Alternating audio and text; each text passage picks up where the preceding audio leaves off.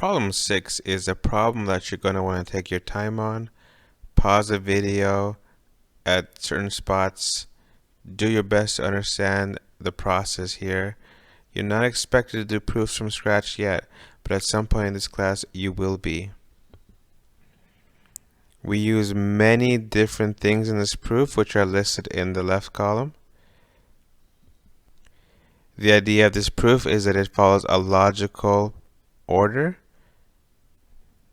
I'm going to mostly follow what we call a paragraph proof approach, where I write about it. However, you may wish to rewrite this proof as a two-column proof, which is traditionally taught in high schools. So where we have a statements column and we have a reasons column on the right. I would strongly suggest not to move on to the next step in this proof until you've fully understood to the best of your ability the previous step that we explained. Take a moment to study what's been given in this proof. Take some time to look at the diagram and take some time to see, comprehend what we're trying to prove.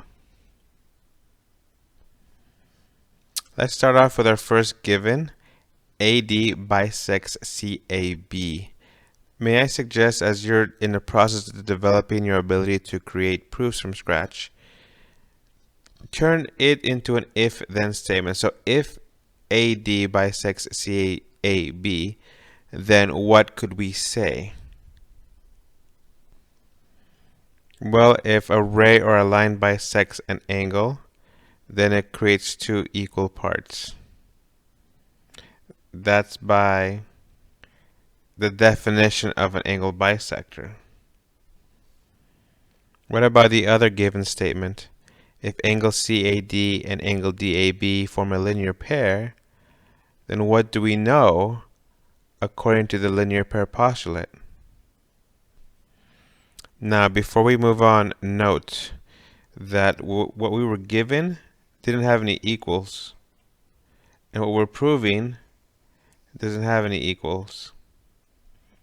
But if we backtrack, right, what does it mean to be a right angle? It means it's equal to 90 degrees. Equal to 90 degrees. Linear pairs equal to 180 degrees.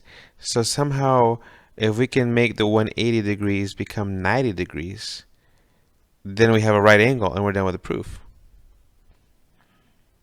We are just proving that angle CAD is a right angle, so we want to preserve CAD and lose DAB. We know that CAD is equal to DAB because of the definition of angle bisector. So if we were to go ahead and substitute, we can replace DAB for CAD. And that's because of the substitution property. Now, by the way, I'm not writing down all of these reasons, but you should be writing down these reasons. So I'm on purpose not writing them down because I want you to auditory process them. I want you to go back and pause and rewrite these again if you need to, but include those reasons, right? Those definitions, those postulates. Right now we just use the property, right? We use a substitution property. So make sure I'm not writing it down because I want you to write it down and be listening for these things. So that was a substitution property. Now we have angle CAD plus angle CAD. Well, there's two angle CADs.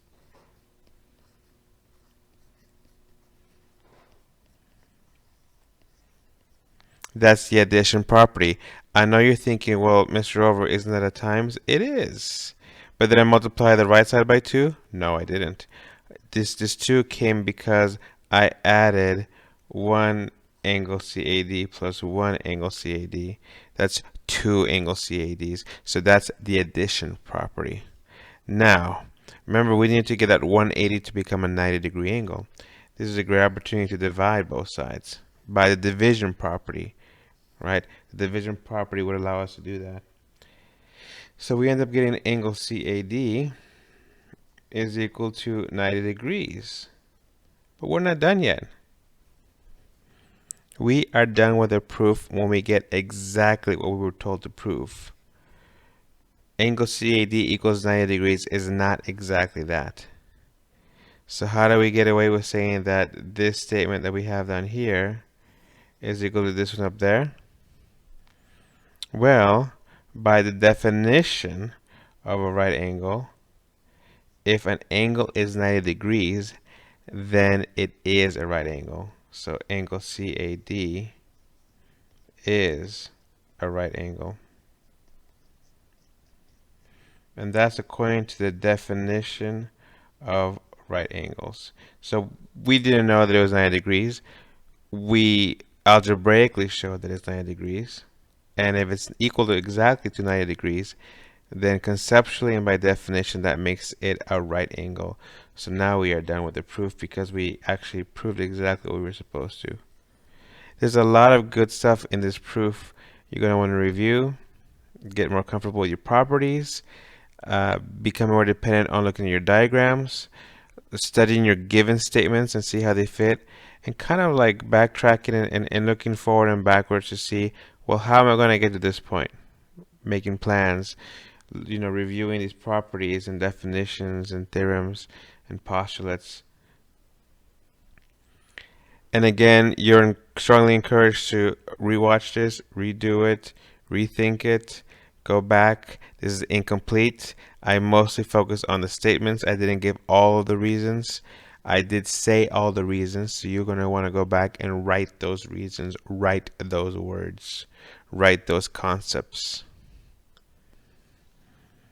For your summary, why did we substitute or replace angle DAB with CAD instead of replacing CAD with DAB? Interesting.